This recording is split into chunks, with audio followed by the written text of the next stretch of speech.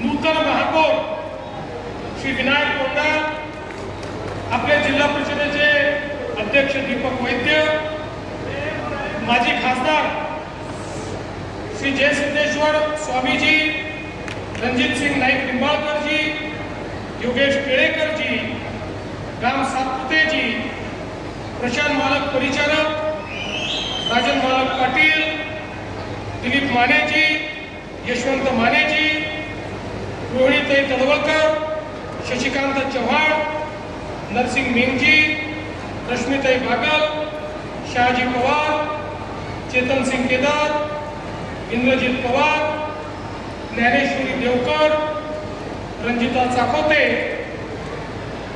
मंचावर उपस्थित भारतीय जनता पक्षाचे तमाम पदाधिकारी,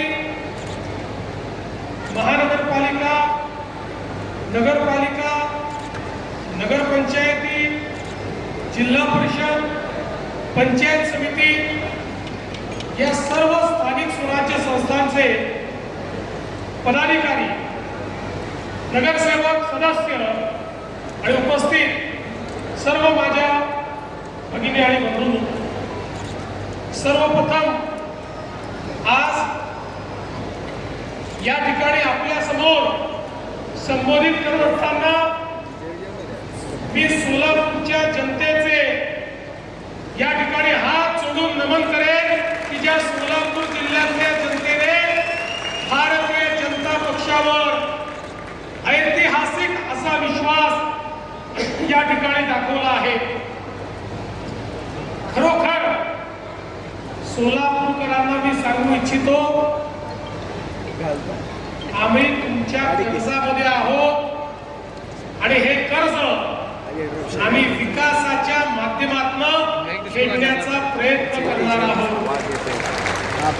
तुमच्या प्रेमाच्या कर्जात तर जन्मभर राहू, पण तुम्ही विकासाकरता आम्हाला जे कर्ज दिलाय या 5 वर्षामध्ये या ठिकाणी प्रामाणिक प्रयत्न करून सोलापूर शहर, सोलापूर जिल्हा इथल्या प्रत्येक व्यक्तीच्या आशा, आकांक्षा, अपेक्षा या पूर्ण करण्याचं काम निश्चितपणे या ठिकाणी आपण करणार आहोत।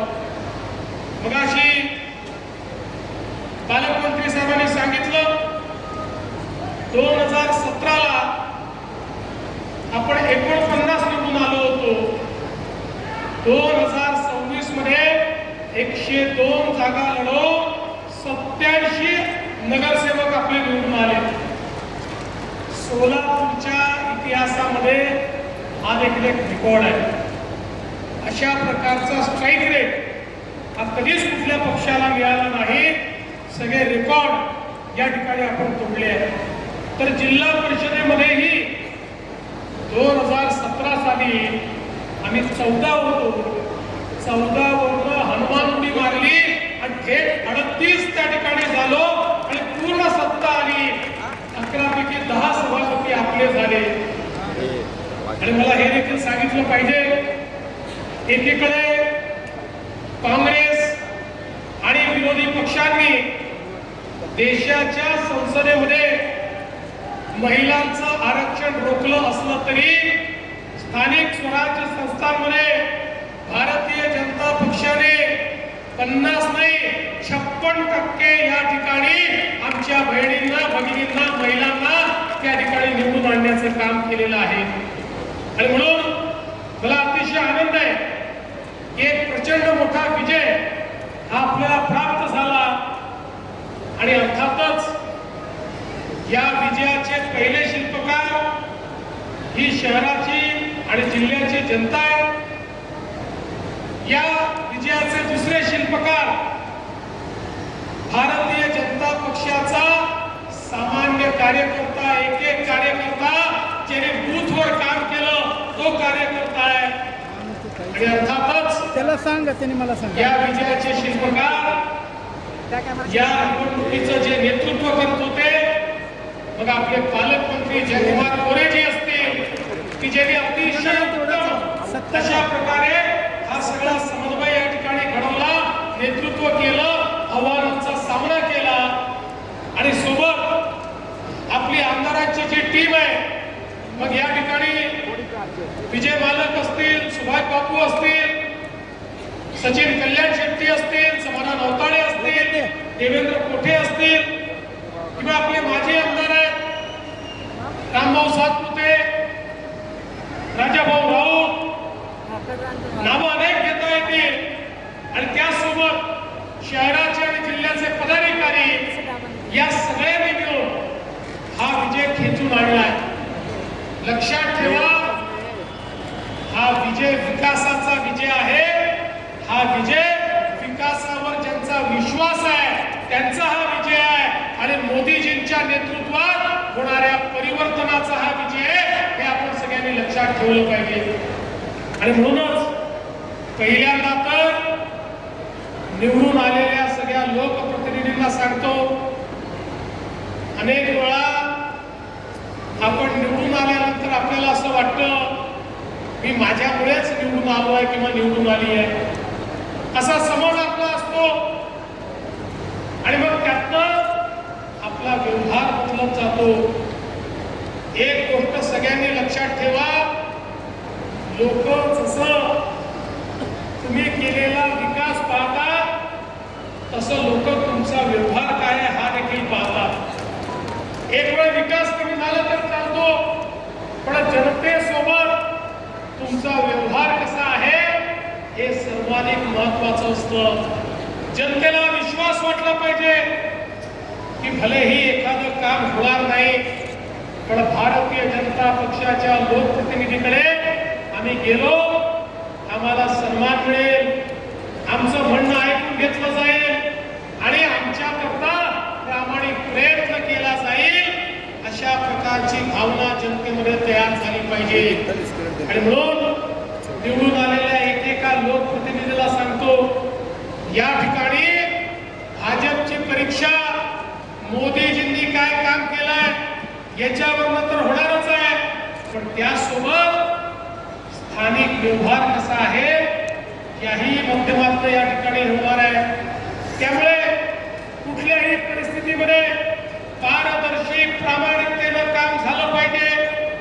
कुठल्याही प्रकारचा भ्रष्टाचार आम्ही खपवून घेणार नाही.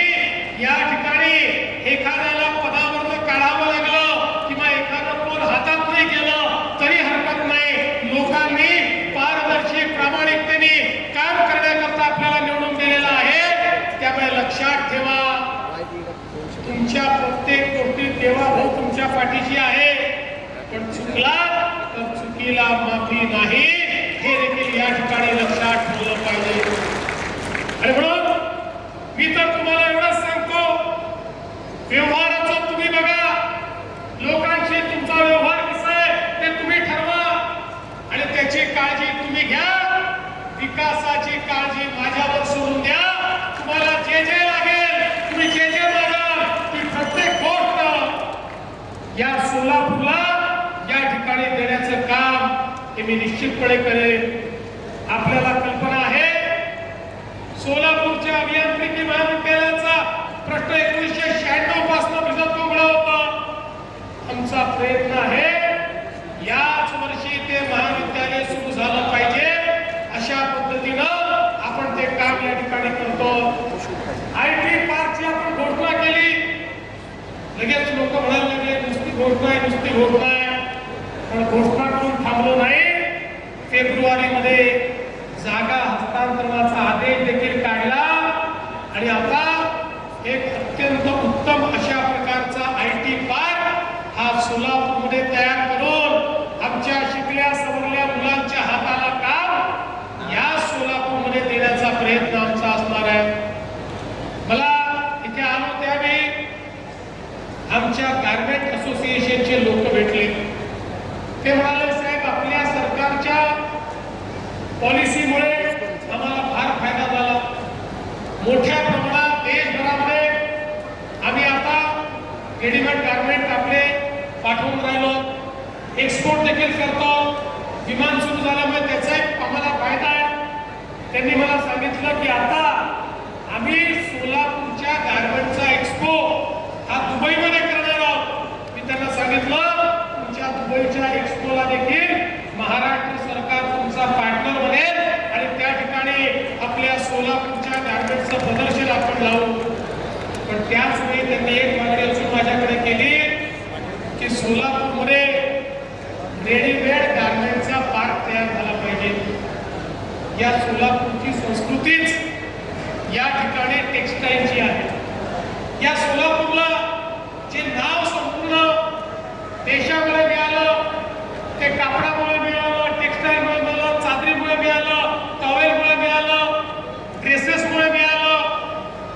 आणि म्हणून मी आज आपल्याला आश्वासित करतो, एक आधुनिक रेडीमेड गारमेंट पार्क देखील या सोलापूरमध्ये आम्ही तयार करू आणि त्यातनं इथल्या लोकांच्या हाताला काम मिळेल आणि आपल्या शहरामध्ये मोठ्या प्रमाणात या ठिकाणी समृद्धी येईल. आपण सोलापूर करता पिण्याच्या पाण्याची योजना मंजूर केली. आधी पाणी आणलं, आता ते प्रत्येक घरापर्यंत पोहोचवतो.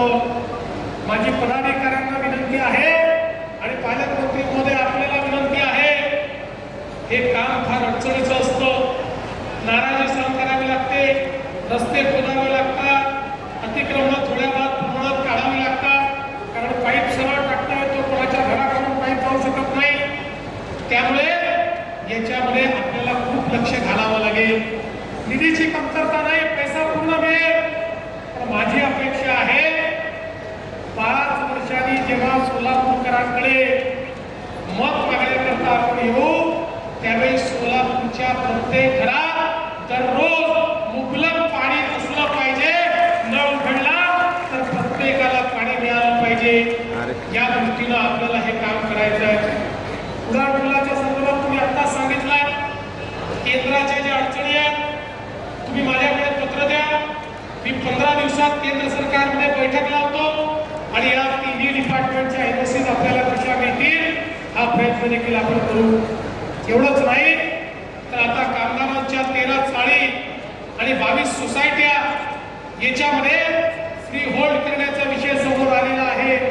निश्चितपणे त्याचाही निर्णय आपण करणार आहोत. सोलापूरचं एअरपोर्ट सुरू झालं, एअरपोर्टवरनं विमान सेवा सुरू झाली. आता पुढच्या टप्प्यामध्ये नाईट लँडिंगचं काम देखील या एअरपोर्टवर करायचं आहे आणि मुंबईला योग्य वेळी विमान जाईल अशा पद्धतीची विमान सेवा ही सुरू करायची आहे. मी तुम्हाला एवढं निश्चितपणे सांगतो, ऑपरेटरशी आपण बोलू.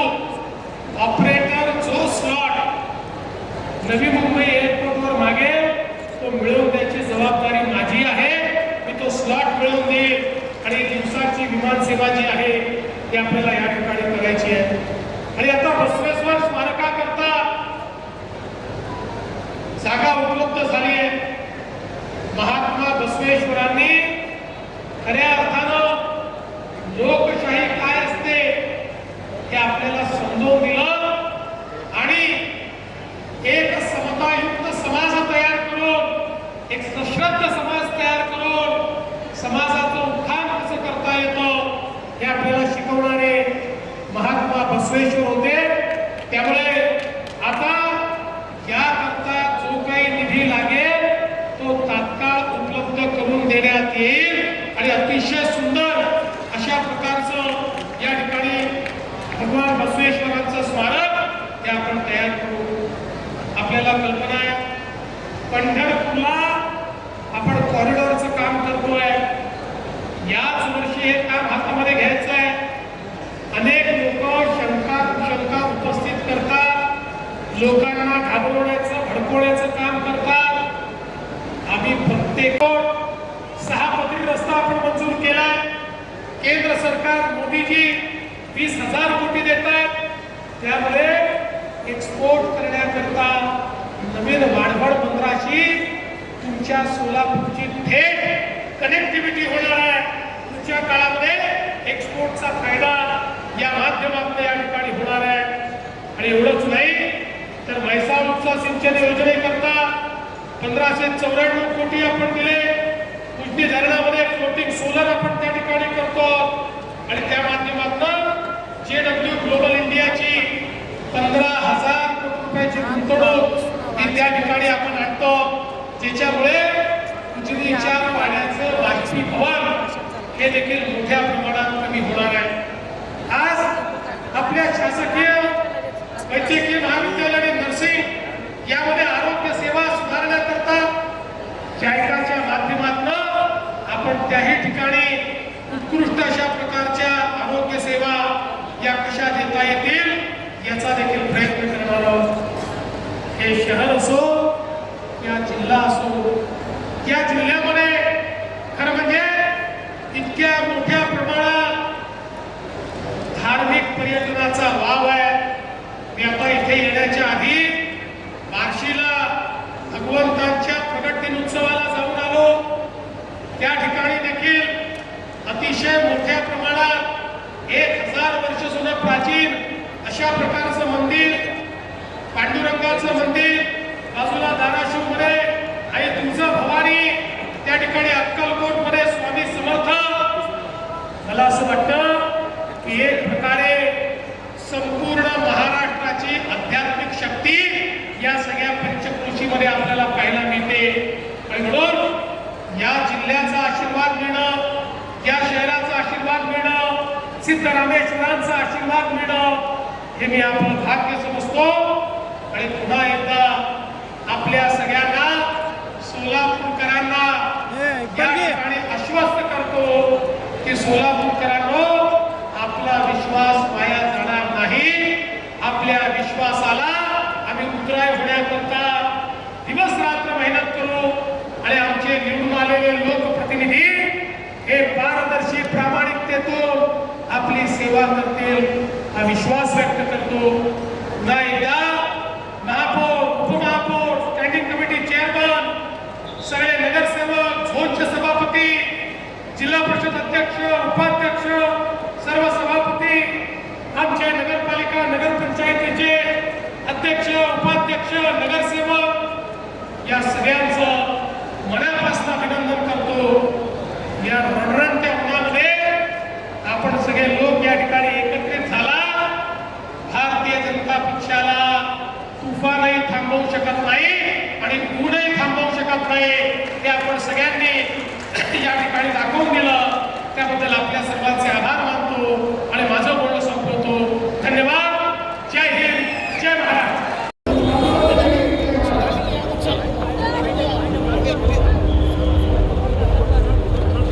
Audio Jungle.